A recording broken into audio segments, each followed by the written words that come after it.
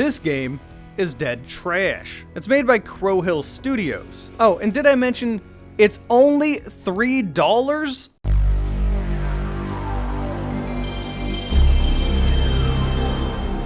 Hey, Jarek here. I'm a dragon on the internet, and yeah, you heard that right. This game isn't on sale, it's just $3. The devs actually stopped by my stream while I was playing this game, and one thing became abundantly clear. This is just a small group of friends that are enjoying making games just like the ones they liked playing when they were younger. They're inspired by these games, use the same mechanics that those games did, use the same ways to make these games, without blatantly ripping the games off. Also, from my experience talking to them, they just kind of seem like genuine dudes having fun. And that really shows in the presentation of this game. The general feeling I got was that the map design was similar to Doom 1 and 2, just the earlier levels so you don't get lost in a maze. I never got lost while I was playing this game, so that's a good thing. The gameplay felt more similar to Blood, and the goofy vibe fit Rise of the Triad. But one of the most fun things about this game is that all of the assets come from the devs. And I don't mean they made it in Photoshop or whatever. I mean, that's their hands holding those guns. They made those reloads. All the enemies in the game are the devs in a costume. These cutscenes are just the devs. Like, I love this. It's so goofy and dumb in an endearing way. There's just something very silly about these cutscenes, but they still tell a story you can follow. It's very simple and not really a deep one, but I'm glad it's here. Dead Trash takes place in a city in full lockdown, abandoned by the government, taken over by infected mutants and gangs. Well, I say abandoned by the government, but that's not really accurate. The government enforces the lockdown by killing everyone in the lockdown, infected or not. You get all this from the first cutscene, and this is where you also see the main character. You look, oh, how am I forgetting his name? The guy from Mythbusters, Jamie Hyneman. Yeah, these cutscenes are very self-aware. There's a certain amount of charm to how silly they are. But right after this cutscene, you're dumped into the dilapidated streets. One thing became obvious right away. The gameplay is slower than other recent boomer shooters. That's a good thing. I am so tired of people using slow as a negative thing. A slow pace is not necessarily negative if done right. Also, I'm just so tired of every shooter needing to be a movement shooter. Not everything needs to have as much movement as possible. You don't need to slide cancel in everything. I would describe the pacing in Dead Trash as something more akin to Blood. It's not a tactical shooter, but there are hit scanners, so you do have to play safe sometimes. There's also reloading, so you do have to stop and reload your weapons. Personally, I like this. I find this fun. I miss this. And like most retro shooters, there are secrets you can find.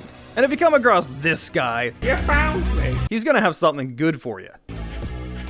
Oh my god. Worth. New gun. Oh my god, look at all the ammo. Holy shit. What a secret. The secrets themselves are easier to find than humping every wall like in Doom. It's usually just a hidden tunnel somewhere. But after a while of roaming the streets, killing every crazy person that's trying to kill you, you come across the first boss. A dude in a shopping cart throwing Molotovs at you. Again, I love this. There's so much silly nonsense in this game that reminds me of the energy behind Rise of the Triad. But after you defeat a boss, you go to the next environment. The cutscene said something about sewers, so I thought they would make Civvy cry, but nope, you just get tunnels of trash. Wow. That certainly is a lot of garbage. Oh wait, nope, never mind, there's the sewers. That said, these are unlike any other sewers I've seen. Everything is glowing green. Wait, no, I've seen this before. You know, that explains a lot. Anyway, you've already been introduced with plenty of melee and hit scan enemies, but the sewer will introduce a few new enemies to you. Like an enemy that has a toxic explosion after they die, turning into a landmine. And another enemy that's basically the sewer Hulk. You know, I got a lot of pistol ammo. Let's use the pistol. Okay, never mind. Let's not use the pistol. Once you get to the end of the sewer, you find a new boss. He's not necessarily revolutionary, but he is unique. He's an enemy with a flamethrower.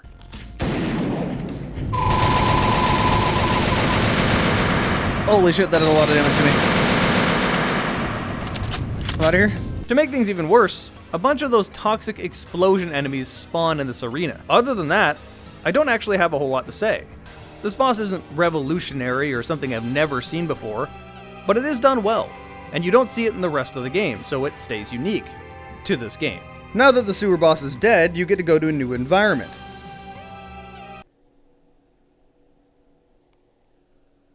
I think I need a bigger board. Yeah, so as it turns out, hidden away deep in this lockdown city is a high-tech, fortified science facility. Whoa. This is a different looking area. This music sounds a lot like Blood Dragon. Wait, hold up. I'm fucking here for it. What? Blood Dragon was mentioned. I had to. The composer was in my chat, and I asked him if Blood Dragon was the inspiration behind the track, and he said he didn't know much about Blood Dragon. He was just trying to make something synthy that sounded like the 80s.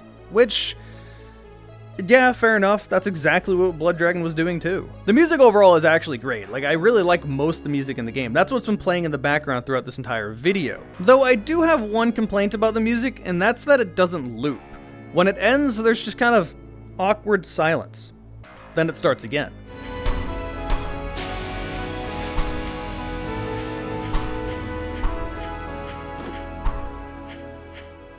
The music desperately needs a loop.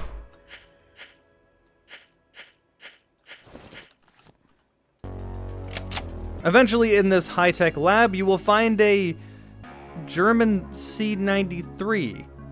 I think that's what that is, with a bunch of stuff on the front of it and a giant scope. Oh my god. Alright, I'm gonna save that ammo. This is where I can talk about the weapons sandbox. For the most part, it's great.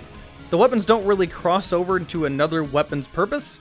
They're all unique. Your starting weapon is a hammer. This is just a weak melee weapon.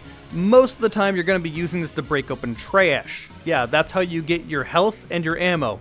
Break open trash. Sift through the garbage. Become the trash man. The actual melee weapon you'll be using, though, is an axe, which is much stronger but slower. One for utility, one for combat. The first weapon you get that shoots a projectile is dual-wielding nail guns. This is the only weapon in the game that I do think doesn't have much purpose other than to be an early game weapon to use. It's automatic, you never have to reload, does damage to weaker enemies, there's not much more to say about it. Oddly enough, the 1911, the pistol you get, is useful right up until the end of the game.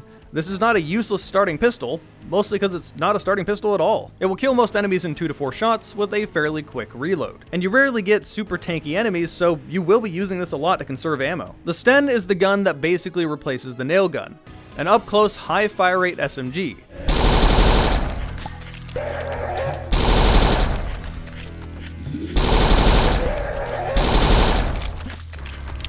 Yeah, it's a little weird that it's high fire rate. The Sten doesn't shoot that fast, but whatever, it's a video game, who cares? The shotgun is an all-powerful double barrel. It sounds amazing, and the effects are exactly what you would expect.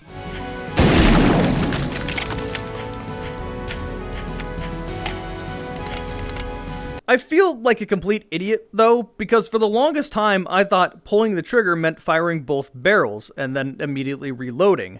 This gun has the slowest reload, so I was a little disappointed by that. Like, it didn't seem to put out the firepower compared to the slow reload it has. And then I found out that you can actually shoot twice before you need to reload. I found this out at the end of the game. I feel very dumb.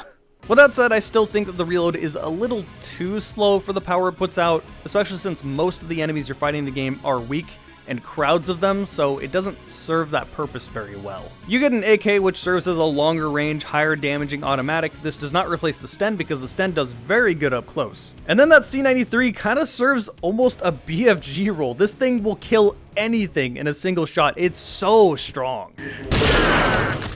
I do have one complaint about the weapons though, and that is when you're quickly firing them, the gun's sounds play over each other. So it kind of just becomes a mess of audio.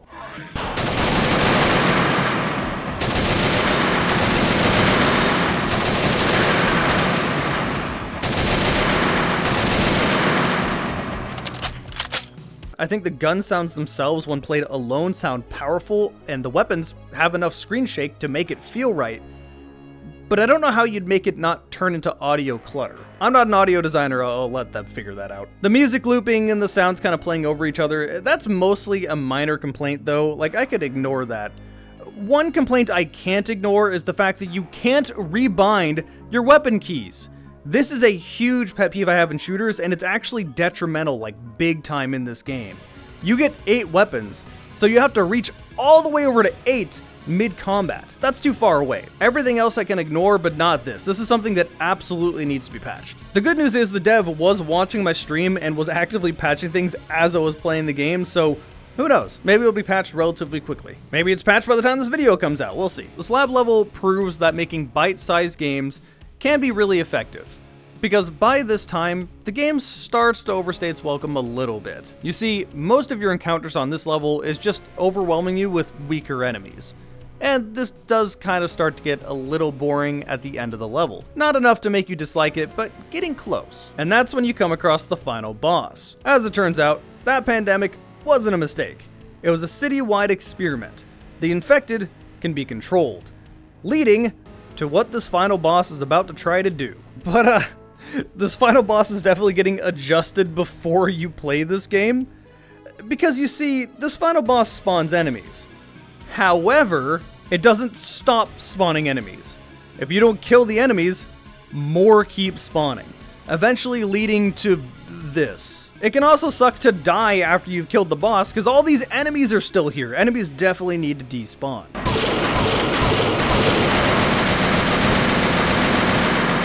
I killed him.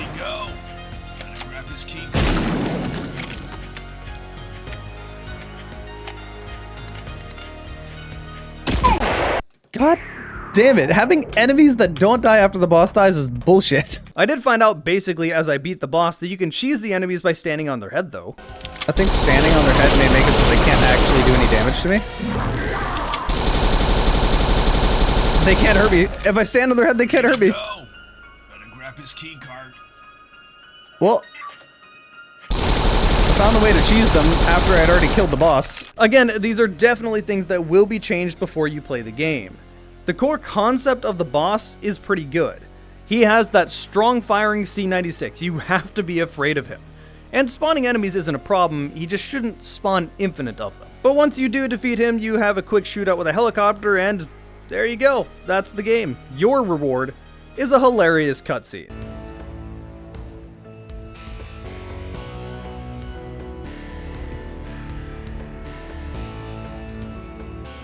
Oh. Shit. Okay. So, how do I feel about this game? Well, overall, I think it's a fantastic little title for only $3. It is bite-sized, as I mentioned. You will beat it in about an hour and a half to 2 hours, give or take 30 minutes depending on how much you're trying to speedrun. That said, with it being only $3, that's justifiable, and the older I get, the more I appreciate shorter games. I don't have as much time to dump into games like I used to, and I have a lot of games fighting for my attention. Having a game I can sit down and quickly beat in one sitting and then make a video of really helps me. Side tangent, I really hate the expectation that games need to be 20, 30, 40 hours nowadays.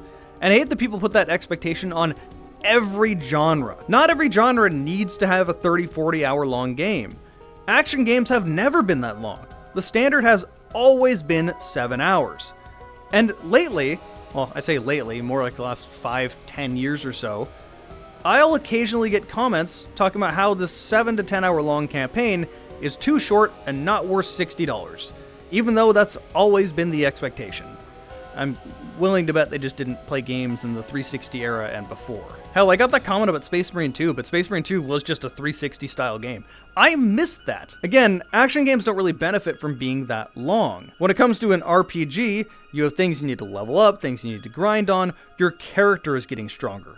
When it comes to an action game, you, the player, are leveling up. And if you try to stretch that out, it starts to get a bit thin and repetitive. My point here is that you shouldn't put that expectation on every single genre. The length of a racing game to a fighting game to a shooter to an RPG, none of those are the same. Also, this game's only $3, go buy it. Hey, big thanks to my YouTube members. These guys get to see my videos early. And it's not lost on me that they enjoy my content enough to throw money at me to keep making said content. And it really does help. I'm very tight on money right now, so again, thank you. If you still want to support this channel, but you don't have money to spare, you just don't want to, that's totally fine. Check out these playlists over this side, over here. Check out the playlist over there. Content just like this. Or whatever YouTube is recommending there. Or just subscribe by clicking that down there. Thank all you guys for watching. See you next time.